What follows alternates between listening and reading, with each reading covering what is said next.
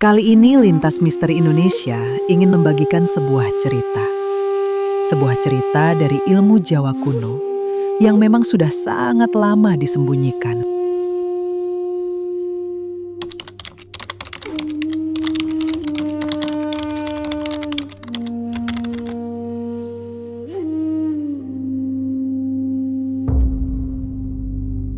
Ada alasan kenapa ilmu Jawa selalu dibuat terdengar mistis. Karena kalau manusia modern memahami makna aslinya, mereka akan sadar bahwa sejak lama mereka sedang dikendalikan tanpa pernah benar-benar mengenal dirinya sendiri. Leluhur Jawa bukan sekedar menciptakan ritual atau mitos. Mereka menyimpan pengetahuan tentang cara pikiran manusia bekerja, cara emosi mempengaruhi realitas hidup, dan cara seseorang bisa dibaca bahkan sebelum ia berbicara sepatah kata pun. Yang mengejutkan, sebagian pengetahuan itu hari ini justru mulai dibuktikan kembali oleh psikologi modern dan neuroscience. Tentang bagaimana perhatian membentuk persepsi, tentang bagaimana kondisi batin mempengaruhi keputusan hidup, tentang mengapa manusia yang kehilangan kesadaran diri mudah diarahkan oleh ketakutan, ambisi, dan ilusi sosial. Tetapi ratusan tahun sebelum istilah-istilah modern itu muncul, orang Jawa sudah menyembunyikannya di balik wayang, simbol keraton, tirakat, dan kalimat sederhana yang terbenar seperti nasihat biasa. Masalahnya, banyak orang hari ini melihat ilmu Jawa hanya dari permukaannya. Mereka melihat dupa, ritual, hari pasaran, atau kisah-kisah gaib, lalu berhenti di sana. Padahal itu hanya kulit luar.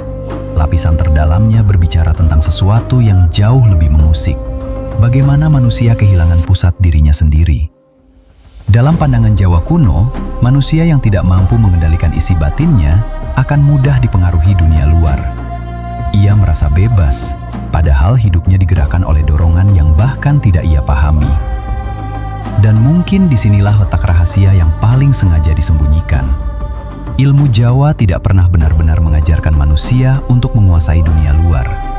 Ia mengajarkan sesuatu yang jauh lebih sulit, menguasai dirinya sendiri. Karena leluhur memahami satu hal yang hari ini mulai dilupakan manusia modern, bahwa kekacauan hidup seringkali bukan berasal dari dunia di luar sana, melainkan dari batin yang tidak pernah dikenali. Semakin dalam kita masuk ke pengetahuan kuno Jawa, semakin terlihat bahwa banyak simbol yang selama ini dianggap mistis ternyata hanyalah bahasa rahasia. Cara para leluhur menyembunyikan ilmu agar tidak jatuh ke tangan manusia yang belum siap. Sebab pengetahuan tentang kesadaran, pengaruh pikiran, dan kemampuan membaca diri sendiri selalu menjadi sesuatu yang berbahaya bagi sistem yang ingin manusia tetap sibuk, takut, dan tidak pernah benar-benar sadar. Dan malam ini, kita akan membuka lapisan yang selama ratusan tahun hanya dipahami oleh sedikit orang. Bukan untuk percaya tahayul, tetapi untuk memahami kemungkinan yang jauh lebih mengganggu. Bagaimana jika selama ini ilmu Jawa bukan sekedar warisan budaya, melainkan peta tersembunyi tentang cara manusia memahami realitas dirinya sendiri? Sebelum kita masuk lebih dalam, saya ingin tahu satu hal. Malam ini, video ini sampai ke kota mana saja? Tulis di komentar dari kota kalian menonton, karena saya selalu percaya ada sesuatu yang menarik ketika orang-orang dari tempat yang berbeda dipertemukan oleh pembahasan seperti ini. Kadang yang sedang kita cari ternyata bukan jawaban, melainkan pengingat bahwa masih ada manusia lain yang diam-diam juga mempertanyakan realitas hidup yang selama ini dianggap normal. Dan jujur saja, semakin saya mempelajari ilmu Jawa kuno, semakin saya merasa bahwa banyak ajaran leluhur sebenarnya tidak pernah benar-benar hilang. Mereka hanya tenggelam di tengah kebisingan zaman modern. Kita diajarkan mengejar banyak hal, tetapi hampir tidak pernah diajarkan memahami isi pikiran sendiri. Kita sibuk memperbaiki citra luar, tetapi asing dengan kondisi batin kita sendiri. Padahal dalam banyak naskah Jawa lama, justru disitulah akar dari hampir semua kekacauan hidup manusia dimulai. Konon, para leluhur Jawa tidak memandang manusia hanya sebagai tubuh dan pikiran semata. Mereka melihat manusia sebagai ruang kesadaran, sebuah titik pertemuan antara dunia luar dan dunia batin. Karena itu, hampir semua simbol dalam tradisi Jawa sebenarnya memiliki dua wajah.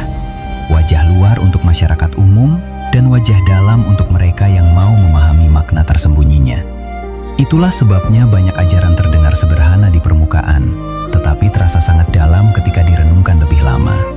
Misalnya dalam konsep eling. Hari ini banyak orang menerjemahkannya sekedar sebagai ingat atau sadar. Tetapi dalam pemahaman Jawa kuno, eling bukan hanya mengingat sesuatu. Eling adalah kondisi ketika manusia tidak sepenuhnya dikuasai oleh emosinya sendiri. Ia tetap sadar saat marah, tetap jernih saat takut, tetap mampu melihat dirinya sendiri bahkan ketika dunia di sekelilingnya sedang kacau. Dan menurut saya pribadi, ini adalah salah satu pengetahuan paling mahal yang justru hilang di zaman sekarang. Karena lihatlah kehidupan modern hari ini. Banyak manusia merasa bebas, padahal hidupnya dikendalikan oleh impuls yang bahkan tidak mereka sadari. Mereka membeli sesuatu bukan karena butuh, tetapi karena ingin diakui. Mereka mengejar kesibukan tanpa tahu kenapa merasa kosong saat sendirian. Dalam sudut pandang ilmu Jawa, kondisi seperti ini disebut sebagai manusia yang kesasar imbatin, tersesat di dalam dirinya sendiri. Menariknya lagi, para leluhur tidak menyampaikan semua ini lewat teori panjang seperti buku filsafat modern. Mereka menyembunyikannya dalam lakon wayang, tata letak keraton, arah rumah, bahkan dalam kebiasaan diam para pertapa Jawa. Karena bagi mereka, pengetahuan sejati bukan sesuatu yang cukup dipahami dengan logika.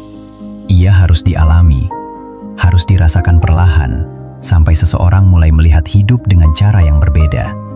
Dan di titik inilah banyak orang salah memahami ilmu Jawa. Mereka terlalu fokus pada hal-hal yang tampak mistis di permukaan, sampai lupa bahwa inti terdalamnya justru berbicara tentang penguasaan diri. Tentang bagaimana manusia menjaga pikirannya tetap jernih di tengah dunia yang terus menarik kesadarannya kemana-mana. Sebab leluhur Jawa memahami satu hal yang sangat jarang dibicarakan hari ini. Manusia yang tidak mengenal dirinya sendiri akan selalu mudah dikendalikan oleh apapun di luar dirinya. Semakin tua usia peradaban Jawa, semakin terasa bahwa mereka sebenarnya sedang menjaga sebuah rahasia psikologis yang sangat dalam. Rahasia tentang bagaimana perhatian manusia menentukan kualitas hidupnya. Tentang bagaimana pikiran yang tidak terlatih bisa menjadi sumber penderitaan. Dan tentang bagaimana ketenangan batin bukanlah kelemahan, melainkan bentuk kekuatan paling sulit dicapai manusia modern. Jadi sebelum kita melangkah lebih jauh, saya ingin kalian menonton bagian ini dengan tenang. Jangan terburu-buru menyimpulkan. Karena semakin dalam kita membahas ilmu Jawa, semakin terasa bahwa pengetahuan ini tidak bekerja seperti informasi biasa. Ia tidak selalu langsung dipahami oleh logika, tetapi perlahan mengganggu sesuatu di dalam diri kita. Seolah ada bagian dari diri yang sebenarnya sudah pernah mengenal semua ini, hanya saja terlalu lama tertidur oleh kebisingan dunia modern. Dan mungkin itulah alasan kenapa para leluhur Jawa lebih sering mengajarkan lewat simbol daripada penjelasan langsung. Mereka tahu bahwa manusia modern cenderung hanya mendengar untuk menjawab, bukan mendengar untuk memahami. Maka jika di tengah video ini kalian mulai merasa ada kalimat yang terasa sangat dekat, sangat personal, jangan buru-buru menolaknya. Kadang kebenaran tidak datang seperti petir. Kadang ia masuk perlahan, seperti suara kecil yang akhirnya membuat seseorang sadar bahwa selama ini ada sesuatu yang salah dalam cara ia menjalani hidup. Coba perhatikan satu hal ini. Dalam banyak ajaran Jawa kuno, manusia dipercaya memiliki pusat batin, sebuah kondisi ketika pikiran, emosi, dan kesadaran berada dalam keadaan selaras. Tetapi dunia modern bekerja sebaliknya. Perhatian manusia dipaksa terus bergerak, dari layar ke layar, dari ambisi ke ambisi, dari kecemasan ke kecemasan berikutnya. Akibatnya, banyak orang hidup tanpa pernah benar-benar hadir di dalam dirinya sendiri. Leluhur Jawa menyebut kondisi ini sebagai kehilangan rasa. Dan menariknya, rasa bukan sekedar perasaan. Ia adalah kemampuan untuk menangkap makna yang lebih dalam dari kehidupan. Karena menurut mereka, manusia yang terlalu bising pikirannya akan kehilangan kepekaan batinnya. Ia bisa melihat banyak hal, tetapi tidak benar-benar memahami apapun. Ia bisa mendengar nasihat bijak setiap hari, tetapi tidak ada satupun yang benar-benar masuk ke dalam dirinya. Maka saat kalian mendengarkan video ini, saya ingin kalian memperhatikan bukan hanya kata-katanya, tetapi juga apa yang kalian rasakan saat mendengarnya. Karena bisa jadi, ada bagian tertentu yang membuat kalian tidak nyaman. Ada kalimat tertentu yang terasa seperti sedang membongkar sesuatu yang selama ini kalian sembunyikan bahkan dari diri sendiri. Dan justru disitulah biasanya sebuah kesadaran mulai muncul.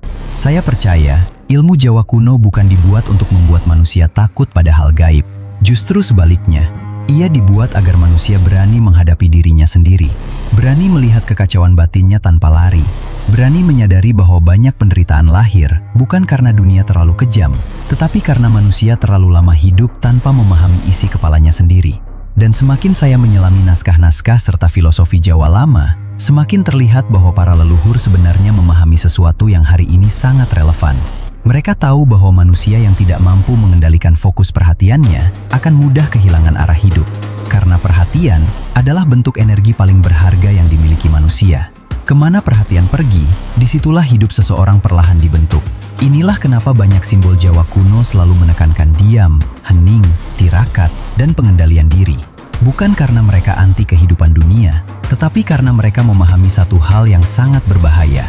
Manusia yang pikirannya terlalu ramai akan sangat mudah dipengaruhi, sangat mudah dimanipulasi, sangat mudah kehilangan dirinya sendiri tanpa pernah sadar bahwa itu sedang terjadi.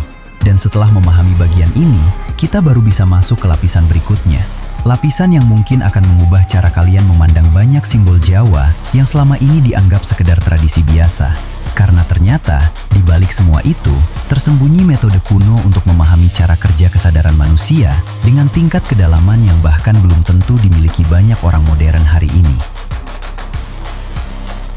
Salah satu hal paling menarik dari ilmu Jawa adalah cara mereka memahami manusia bukan sebagai makhluk yang lemah, tetapi sebagai makhluk yang sedang lupa. Lupa pada pusat dirinya, lupa pada kejernihan batinnya, dan lupa bahwa pikirannya sendiri bisa menjadi penjara paling halus yang pernah ada. Karena itu, banyak ajaran Jawa kuno sebenarnya tidak berusaha menambahkan sesuatu pada manusia. Mereka justru berusaha mengurangi kebisingan yang menutupi kesadaran aslinya. Coba kalian renungkan ini baik-baik. Kenapa dalam tradisi Jawa, orang yang benar-benar berilmu justru sering digambarkan sederhana, tenang, dan tidak banyak bicara? Karena bagi leluhur Jawa, manusia yang terlalu sibuk menunjukkan dirinya biasanya masih dikuasai oleh egonya sendiri. Semakin seseorang haus pengakuan, semakin ia mudah dikendalikan oleh dunia luar. Dan menurut saya pribadi, ini sangat terasa relevansinya dengan kehidupan hari ini, ketika hampir semua orang berlomba terlihat penting, tetapi diam-diam kehilangan ketenangan batinnya. Menariknya lagi, banyak simbol Jawa yang selama ini dianggap mistis, ternyata berbicara tentang kondisi psikologis manusia. Misalnya konsep pamomong. Banyak orang menganggapnya sekedar sosok gaib pendamping manusia. Padahal, dalam beberapa pemahaman Jawa lama, pamomong juga bisa dimaknai sebagai kesadaran batin yang membimbing seseorang agar tidak dikuasai hawa nafsunya sendiri. Jadi, pertarungan terbesar manusia bukan melawan dunia luar, tetapi melawan sisi gelap dalam dirinya yang terus menariknya menuju ketidaksadaran. Dan disinilah letak paradoks yang jarang disadari. Dunia modern membuat manusia merasa semakin bebas, padahal perhatian mereka terus diperebutkan setiap detik. Mereka bisa memilih apa saja, tetapi sulit mengendalikan pikirannya sendiri selama 5 menit tanpa distraksi. Mereka merasa memiliki kendali atas hidupnya, tetapi emosinya mudah dipancing oleh opini, berita, ketakutan, bahkan validasi dari orang lain. Dalam sudut pandang ilmu Jawa, manusia seperti ini belum benar-benar melek batin. Saya jadi penasaran, ketika kalian mendengar bagian ini, apakah kalian pernah merasakan kondisi seperti itu? Merasa hidup berjalan sangat cepat, tetapi di saat yang sama ada kehampaan yang sulit dijelaskan. Kalau pernah, coba tuliskan di komentar dengan jujur. Bukan untuk mencari benar atau salah, tetapi karena kadang kesadaran seseorang mulai tumbuh ketika ia berani mengakui apa yang sebenarnya sedang ia rasakan. Sebab para leluhur Jawa memahami sesuatu yang sangat dalam, manusia modern terlalu sering lari dari keheningan. Mereka takut diam karena saat hening, mereka mulai mendengar isi pikirannya sendiri. Padahal justru dalam keheningan itulah manusia bisa melihat siapa dirinya tanpa topeng sosial, tanpa ambisi palsu, tanpa hiruk-pikuk dunia yang terus memaksa mereka menjadi sesuatu. Itulah kenapa tirakat dalam tradisi Jawa bukan sekedar ritual menahan lapar atau begadang semalam suntuk. Itu hanyalah simbol luar. Makna terdalamnya adalah melatih manusia agar tidak selalu tunduk pada dorongan instan. Karena manusia yang selalu menuruti semua keinginannya, perlahan kehilangan kemampuan untuk memimpin dirinya sendiri. Dan ketika seseorang tidak mampu memimpin dirinya, dunia luar akan dengan mudah mengambil alih arah hidupnya. Semakin lama saya mempelajari filosofi ini, semakin terasa bahwa leluhur Jawa sebenarnya sedang memperingatkan manusia tentang sesuatu yang jauh melampaui zamannya. Mereka tahu akan datang masa ketika manusia dipenuhi informasi tetapi kehilangan kebijaksanaan. Dipenuhi hiburan tetapi kehilangan makna hidup. Dipenuhi koneksi sosial tetapi merasa semakin kesepian. Dan anehnya, semua itu terasa sangat mirip dengan dunia hari ini. Jadi mungkin pertanyaan sebenarnya bukan lagi apakah ilmu Jawa itu mistis atau tidak.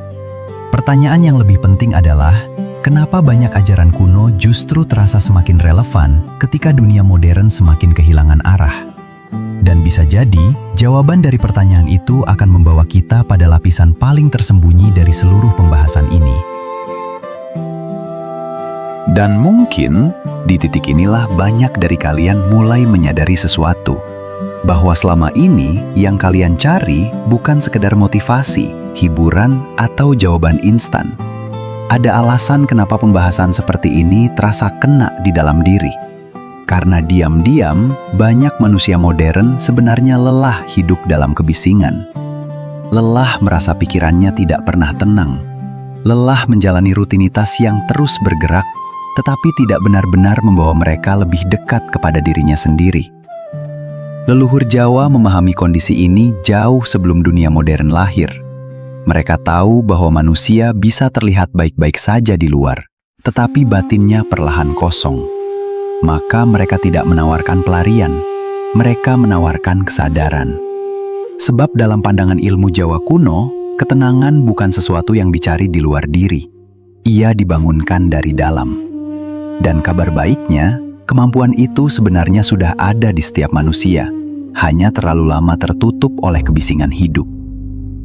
Karena itu, ada satu laku sederhana yang sering muncul dalam ajaran Jawa lama: belajar mengendapkan diri. Bukan mengasingkan diri dari dunia, tetapi memberi ruang agar pikiran tidak terus dipenuhi suara dari luar. Coba perhatikan hidup hari ini. Banyak orang bangun tidur lalu langsung diserbu informasi.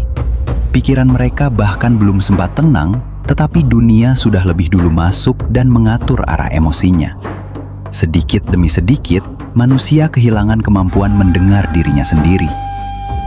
Maka mulai malam ini, coba lakukan sesuatu yang sangat sederhana, tetapi sangat jarang dilakukan manusia modern. Duduklah dalam diam selama beberapa menit tanpa musik, tanpa layar, tanpa distraksi apapun. Biarkan pikiran kalian bergerak, jangan dilawan, jangan dihakimi, hanya perhatikan. Karena menurut banyak ajaran Jawa kuno, manusia baru mulai mengenali dirinya ketika ia berhenti terus-menerus melarikan perhatian keluar dirinya. Awalnya mungkin terasa tidak nyaman, bahkan gelisah, tetapi justru disitulah prosesnya dimulai. Sebab banyak orang tidak sadar bahwa selama ini mereka bukan tidak punya ketenangan. Mereka hanya tidak pernah benar-benar berhenti. Dan ketika seseorang mulai mampu duduk bersama pikirannya sendiri tanpa merasa harus lari, perlahan ia mulai mendapatkan kembali sesuatu yang hilang, kejernihan batin. Inilah bagian yang menurut saya paling penting dari seluruh pembahasan ini. Ilmu Jawa bukan tentang menjadi sakti, bukan tentang menguasai orang lain, tetapi tentang mengembalikan manusia kepada dirinya sendiri. Karena manusia yang mengenali dirinya tidak mudah diprovokasi, tidak mudah dikendalikan rasa takut, tidak mudah kehilangan arah hanya karena dunia berubah di sekelilingnya. Dan mungkin tanpa sadar, itulah solusi yang selama ini dicari banyak orang. Bukan menambah lebih banyak distraksi untuk melupakan hidup, tetapi memahami kenapa batin mereka terus merasa kosong meski semua terlihat baik-baik saja. Leluhur Jawa percaya, ketika manusia mulai mengenali isi batinnya sendiri, hidup tidak langsung menjadi sempurna, tetapi cara ia menghadapi hidup berubah sepenuhnya. Menariknya lagi, perubahan itu seringkali tidak terasa besar di awal. Ia muncul perlahan. Cara kalian merespons emosi mulai berubah. Pikiran terasa lebih jernih. Kalian tidak lagi mudah terseret suasana. Dan tanpa sadar, hidup mulai terasa lebih utuh. Seolah ada bagian dari diri yang selama ini tercerai-berai, perlahan kembali ke tempat asalnya. Jadi, kalau selama ini kalian merasa ada sesuatu yang hilang dalam hidup, tetapi sulit dijelaskan, mungkin jawabannya bukan karena kalian kurang pencapaian. Mungkin yang hilang adalah hubungan dengan diri sendiri. Dan bisa jadi, itulah alasan kenapa pengetahuan kuno seperti ini tetap bertahan ratusan tahun. Karena di tengah dunia yang semakin bising, manusia tetap membutuhkan jalan untuk kembali pulang ke dalam dirinya sendiri. Jadi sekarang kita mulai memahami bahwa apa yang selama ini disebut sebagai mistis dalam ilmu Jawa sebenarnya jauh lebih dekat dengan kehidupan manusia daripada yang dibayangkan. Ia bukan sekedar cerita tentang ritual, pusaka, atau hal-hal gaib yang membuat orang penasaran sesaat. Inti terdalamnya justru berbicara tentang kesadaran, tentang bagaimana manusia menjaga pikirannya tetap jernih di tengah dunia yang terus menarik perhatian dan mengaburkan dirinya sendiri. Leluhur Jawa tidak meninggalkan pengetahuan ini tanpa alasan.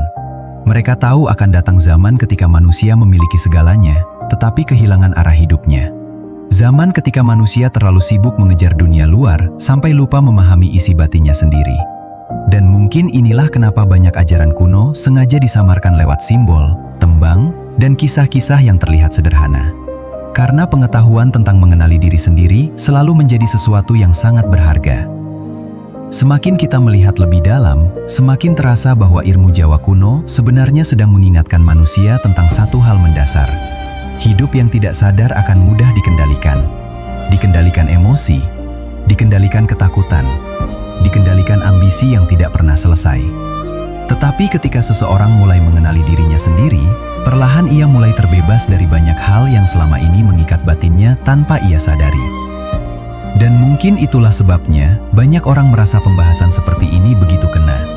Karena di tengah dunia modern yang penuh kebisingan, masih ada bagian kecil di dalam diri manusia yang diam-diam merindukan ketenangan, merindukan makna, merindukan rasa utuh yang tidak bisa dibeli oleh pencapaian apapun.